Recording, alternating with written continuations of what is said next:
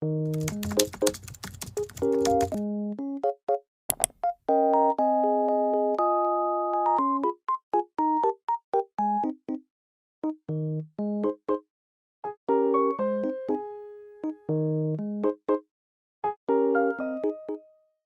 selamat berjumpa di kontekstual Bible Reading. Kita sampai di kitab Keluaran pasal 2. Seorang laki-laki dari keluarga Lewi kawin dengan seorang perempuan Lewi. Lalu mengandunglah ia dan melahirkan seorang anak laki-laki. Ketika dilihatnya bahwa anak itu cantik, disembunyikannya 3 bulan lamanya. Tetapi ia tidak dapat menyembunyikannya lebih lama lagi. Sebab itu diambilnya sebuah peti pandan, dipakalnya dengan gala-gala dan ter, diletakkannya bayi itu di dalamnya, dan ditaruhnya peti itu di tengah-tengah teberau, di tepi sungai Nil. Kakaknya perempuan berdiri di tempat yang agak jauh untuk melihat apakah yang akan terjadi dengan dia. Maka datanglah putri Firaun untuk mandi di sungai Nil. Sedang dayang-dayangnya berjalan di tepi sungai Nil. Lalu terlihatlah olehnya peti yang di tengah-tengah teberau itu. Maka disuruhnya hambanya perempuan untuk mengambilnya. Ketika dibukanya, dilihatnya bayi itu dan nampaklah anak itu menangis. Sehingga belas kasihanlah ia kepadanya dan berkata, "Tentulah ini bayi orang Ibrani." Lalu bertanyalah anak itu kepada putri Firaun, "Akan kupanggilkah bagi tuan putri seorang inang penyusu dari perempuan Ibrani untuk menyusukan bayi ini bagi tuan putri?" Saud putri Firaun kepadanya, "Baiklah." Lalu pergilah gadis itu memanggil ibu bayi itu. Maka berkatalah putri Firaun kepada ibu itu, "Bawalah bayi ini dan susukanlah dia bagiku, maka aku akan memberi upah kepadamu." Kemudian perempuan itu mengambil bayi itu dan menyusuinya. Ketika anak itu telah besar, dibawanyalah kepada putri Firaun, yang mengangkatnya menjadi anaknya dan menamainya Musa, sebab katanya, "Karena aku telah menariknya dari air." Pada waktu itu, ketika Musa telah dewasa, ia keluar mendapatkan saudara-saudaranya untuk melihat kerja paksa mereka. Lalu dilihatnyalah seorang Mesir memukul seorang Ibrani, seorang dari saudara-saudaranya itu. Ia menoleh ke sana sini, dan ketika dilihatnya tidak ada orang, dibunuhnya orang Mesir itu dan disembunyikannya mayatnya dalam pasir. Ketika keesokan harinya ia keluar lagi, didapatinya 2 orang Ibrani tengah berkelahi. Ia bertanya kepada yang bersalah itu, "Mengapa engkau pukul temanmu?" Tapi jawabnya, "Siapakah yang mengangkat engkau menjadi pemimpin dan hakim atas kami? Apakah engkau bermaksud membunuh aku sama seperti engkau telah membunuh orang Mesir itu?" Musa menjadi takut sebab pikirnya, tentulah perkara itu telah ketahuan. Ketika Firaun mendengar tentang perkara itu, dicarinya ikhtiar untuk membunuh Musa. Tapi Musa melarikan diri dari hadapan Firaun dan tiba di tanah Midian. Lalu ia duduk di tepi sebuah sumur. Adapun umat di Midian itu mempunyai 7 anak perempuan. Mereka datang menimba air dan mengisi palungan-palungan untuk minum kambing domba airnya. Maka datanglah gembala-gembala yang mengusir mereka. Lalu Musa bangkit, menolong mereka dan memberi minum kambing domba mereka. Ketika mereka sampai kepada Reuel, ayah mereka, berkatalah ia, "Mengapa sepelekas itu kamu pulang hari ini?" Jawab mereka, "Seorang Mesir menolong kami terhadap gembala-gembala. Bahkan ia menimba air banyak-banyak untuk kami dan memberi minum kambing domba." Ia berkata kepada anak-anaknya, "Di manakah ia? Mengapa kamu tinggalkan orang itu? Panggilnya dia makan." Musa bersedia tinggal di rumah itu, lalu diberikan Reuelah Sipora anaknya kepada Musa. Perempuan itu melahirkan seorang anak laki-laki, maka Musa menamainya Gersom, sebab katanya, "Aku telah menjadi seorang pendatang di negeri asing." Lama sesudah itu matilah Raja Mesir, tetapi orang Israel masih mengeluh karena perbudakan, dan mereka berseru-seru sehingga teriak mereka minta tolong karena perbudakan itu sampai kepada Allah. Allah mendengar mereka mengerang, lalu ia mengingat kepada perjanjiannya dengan Abraham, Ishak, dan Yakub. Maka Allah melihat orang Israel itu dan Allah memperhatikan mereka. Ya, narasi Keluaran pasal 2 kita melihat bagaimana riwayat Musa dari kelahirannya sampai dia lari ke Midian. 40 tahun Musa ada di Mesir dan 40 tahun dia ada di Median.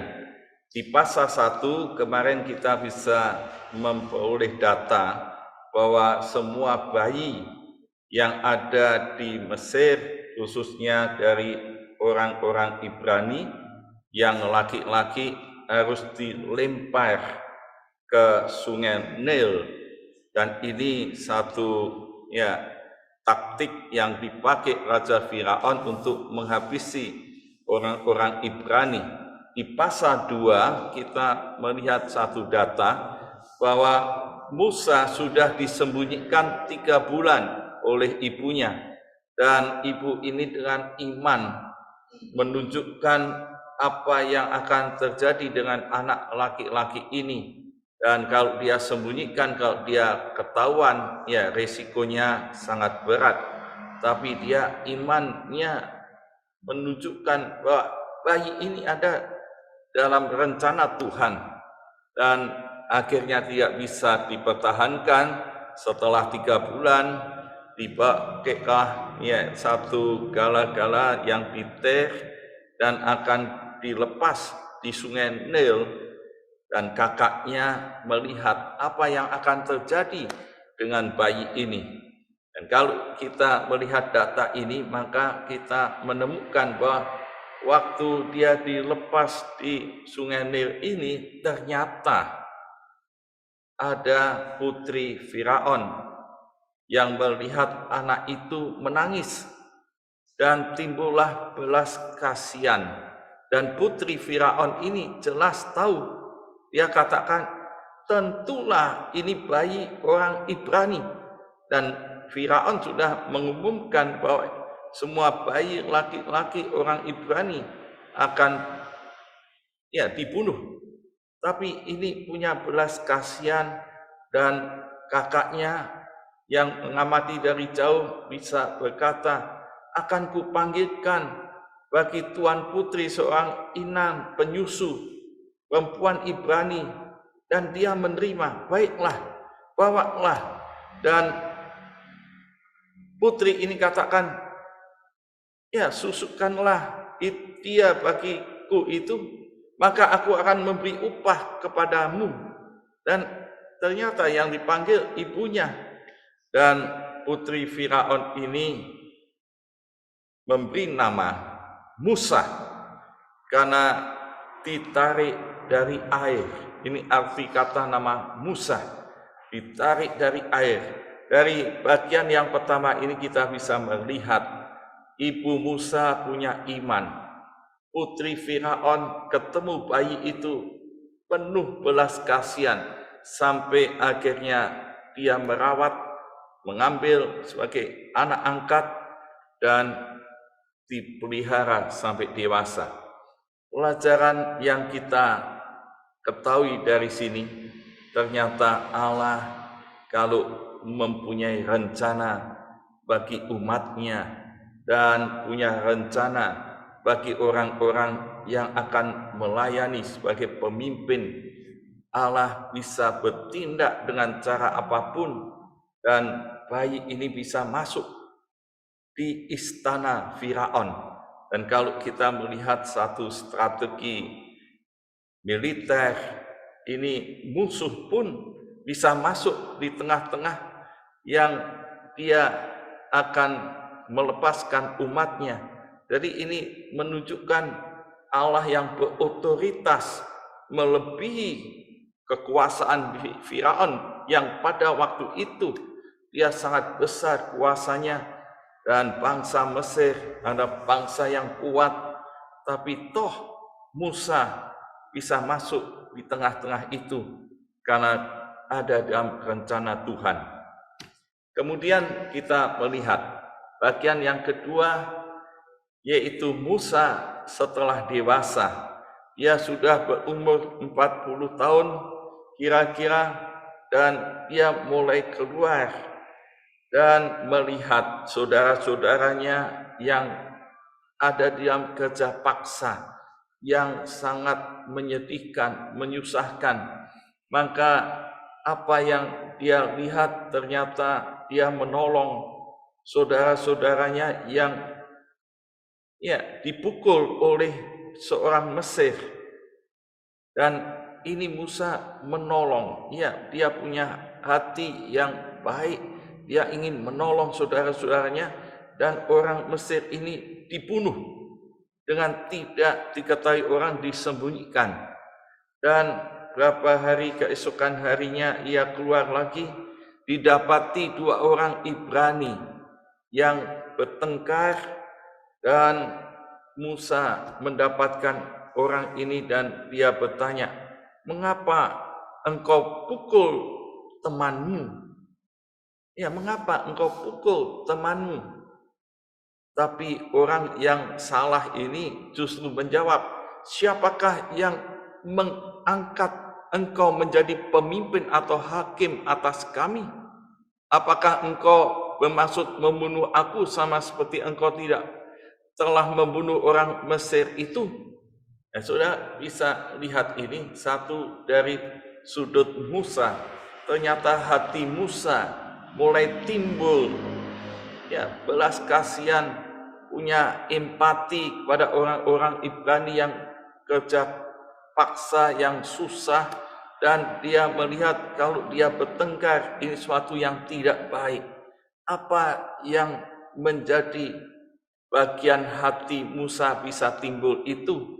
Maka di kitab Ibrani pasal 11 ayat 24 sampai 26 dijelaskan, karena iman maka Musa setelah dewasa menolak disebut putri Firaun, karena ia lebih suka menderita sengsara dengan umat Allah daripada sementara menikmati kesenangan dari dosa. Ia menganggap penghinaan karena Kristus sebagai kekayaan lebih besar daripada harta Mesir, sebab pandangannya ia arahkan pada upah. Musa waktu dewasa ada di tengah-tengah umat yang menderita, hatinya penuh kasih, ada empati, dan mulai punya sikap yang berani bertindak, memberi, ya, kedamaian, mendamaikan orang yang bertengkar, saling pukul, dan dia melihat bangsanya umat Allah yang dibuat menderita, dia tidak sampai hati. Dan ini satu modal yang dimiliki oleh Musa pada waktu dewasa. Mengapa dia memilih itu? Karena iman. Dia melihat satu visi yang dari Allah. Ada upah yang dia bandingkan kekayaan yang ada di Mesir. Ini lebih besar kekayaan ini, karena dia ada di rencana Tuhan. Saudara, seringkali kita hidup hanya memikirkan saya kaya, saya senang, saya menikmati, saya hidup mewah, saya punya kuasa, punya jabatan, punya kehebatan, semua berpikir itu. Tetapi beda dengan Musa, dia bisa melihat rencana Tuhan bagi hidupnya. Dia punya iman bahwa pandangannya pada Kristus ke depan. Dia menderita sengsara bagi umat Allah. Dia mau. Dan inilah bagian yang ada pada Musa di awal dia dewasa. Dan kalau kita melihat seorang Ibrani yang ditegur Musa, ternyata dia malah balik. Ya, dia malah menanyakan, apakah siapa yang mengangkat engkau menjadi pemimpin, hakim buat kami? Saudara, lihat sikap ini, ya, sikap orang Ibrani yang salah ditegur baik dengan Musa, tapi justru mengkritik balik dan menanyakan, siapa yang mengangkat engkau menjadi pemimpin? Ini sikap yang jelek, yang tidak mau dikritik, dinasehati orang lain. Mestinya kan, ya, Musa punya hati yang baik, motivasi yang mengasihi, dengan rendah hati mestinya dia terima ini nasihat yang baik supaya bangsa Ibrani jangan bertengkar, mendamaikan. Ya, seperti, ya, prinsip Tuhan Yesus, berbahagia orang yang mendamaikan orang, karena ia akan disebut anak-anak Allah. orang yang mendamaikan nggak? Ini yang baik, tidak membuat kebencian, membuat kontras, ya, membuat konflik. Tapi Musa ini baik, tapi ditanggapi tidak baik. Saudara, seringkali kita perlu belajar. Kalau kita dinasihati orang, kita terima rendah hati. Apakah nasihat itu benar atau salah, baik atau tidak baik, tepat atau meleset? Kalau itu nasihat yang baik, kenapa kita harus menolak? Ya, ini pelajaran dari orang Ibrani itu. Tetapi kita bisa melihat di sini ternyata ya Musa dengan upayanya sendiri dia punya sikap untuk menolong orang Ibrani, tapi gagal. Ya saudara, mengapa dia akhirnya melarikan diri ke Midian? Karena takut. Ya, karena takut. Karena apa? Karena akan dibunuh oleh Firaun. Dia lari ke Midian. Ini menunjukkan bahwa seorang pemimpin kalau mengangkat dirinya sendiri, dia punya sikap yang baik, tapi belum waktunya dari waktu Tuhan. Karena di pasal 3 kita akan melihat bagaimana Musa diutus oleh Tuhan, tapi di pasal 2 dia berinisiatif, proaktif, tapi belum waktu Tuhan, maka dia lari ketakutan. Tapi kalau Tuhan yang panggil, di pasal 3 kita bisa melihat bersama dengan Tuhan ada kuasa, ada keberanian, dan Musa akhirnya lari ke Midian. Dan di situ kita melihat satu data, ternyata dia ketemu 7 anak ini perempuan, yaitu dari imam di Midian yang bernama, di sini katakan imam ini punya anak Sipora yang akhirnya diberikan kepada Musa sebagai istrinya, dan Reuel ini ayahnya. Dan dia dapat laporan bahwa Musa ini datang untuk menolong. Dia menolong mereka, memberi minum kambing domba, dan dia menunjukkan dia anak Firaun, tapi di Midian dengan datang sebagai seorang asing, dia menunjukkan hati yang punya sikap yang suka menolong, yang sikap melayani, dan ini disenangi. Akhirnya Reuel ini memberi Sipora anaknya karena melihat Musa orang yang baik, yang suka menolong, suka melayani. Nah, ini kita bisa belajar. Ya, sikap inilah sikap sebagai pelayan Tuhan yang bagus. Siapa Musa pada waktu itu? Dia anak Firaun, dewasa, punya kekuasaan, kehebatan dari didikan Mesir. Tapi pada waktu dia datang di Midian, dia menolong 7 perempuan dari imam Midian ini. Sikap yang baik. Nah, saudara, dari sini kita bisa melihat bahwa Musa ada karakter-karakter yang baik, karakter-karakter yang jadi modal, yang nantinya menjadi pemimpin umat Israel. Dan Tuhan tahu, Musa ini punya hati, punya visi, punya karakter yang seperti Kristus, yang suka menolong, yang suka melayani. Kita sering ketemu orang-orang yang dididik di sekolah teologi, seorang mahasiswa teologi tidak mau melayani. Bagaimana sikap yang seperti itu akan dipakai Tuhan? Kita belajar dari Musa, seorang asing di Midian pun dia punya hati yang suka melayani, dan itulah modal jadi pemimpin masa depan.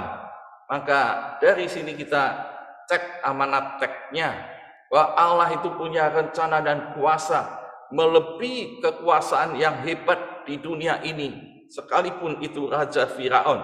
Allah punya rencana, tapi juga bagaimana orang-orang yang mau dipakai Tuhan, yang dikenan oleh Allah, yaitu orang-orang yang punya hati, visi, punya sikap, karakter, kasih, rendah hati, dan suka melayani. Dan itulah amanat teks hari ini, dan biarlah kita mau mengaplikasikan dalam kehidupan kita. Apakah saudara meyakini otoritas Allah dalam kehidupan setiap hari? Biarlah Allah punya otoritas, kehendak yang kita taati. Yang kedua, apakah saya memiliki visi Allah, peka terhadap situasi kondisi orang lain, punya kasih Kristus, kerendahan hati, dan suka melayani orang lain. Amin. Tuhan Yesus memberkati. Ya, bersyukur kepada Tuhan kalau kita melihat bagaimana Tuhan merencanakan Musa di awal kehidupan dengan secara luar biasa, bahwa dia tidak pernah meninggalkan Musa sampai dia nanti menjadi seorang nabi besar. Kita percaya bahwa dalam setiap kehidupan kita, Allah selalu bersama dengan kita. Allah akan menunjukkan kasih-Nya kepada kita dan penyertaannya. Oleh sebab itu kita akan pujikan bersama-Mu Bapa.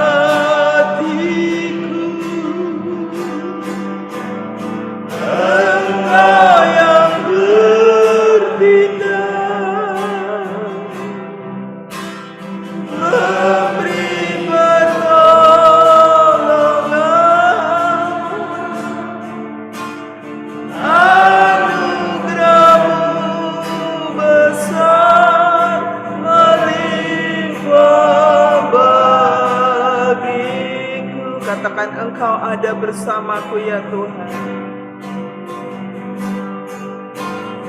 Engkau ada bersamaku di setiap musim hidupku.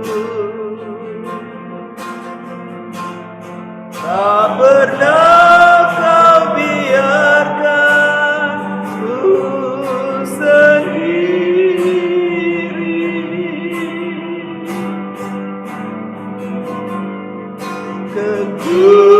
kekuatan di jiwaku adalah bersamamu. Tak pernah ku ragukan kasih-Mu. Katakan dengan iman, bersamamu Bapa. Bersamamu Bapa, ku lewati semua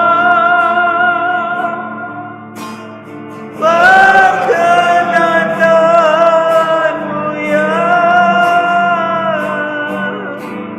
teguhkan hatiku. Engkau yang bertindak, memberi pertolongan,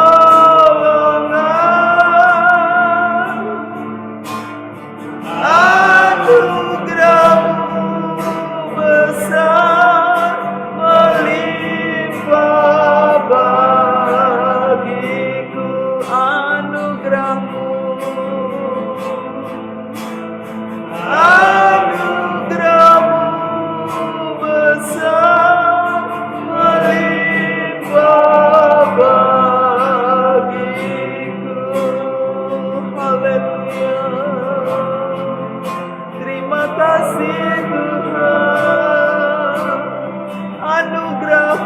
besar bagi kami. Mari kita mengucap syukur untuk setiap rencana Tuhan dalam hidup kita. Kita terus berjalan di dalam visi Tuhan dan menghidupi visi yang Tuhan berikan kepada kita. Kita tetap rendah hati, kita suka menolong dan mengasihi orang lain yang belum mengenal kasih Kristus. Mari kita mengucap syukur kepada Tuhan. Bapa di surga, aku bersyukur melalui firman Tuhan dari Keluaran pasal 2 diingatkan bahwa setiap hidup kami ada di dalam rencana Tuhan.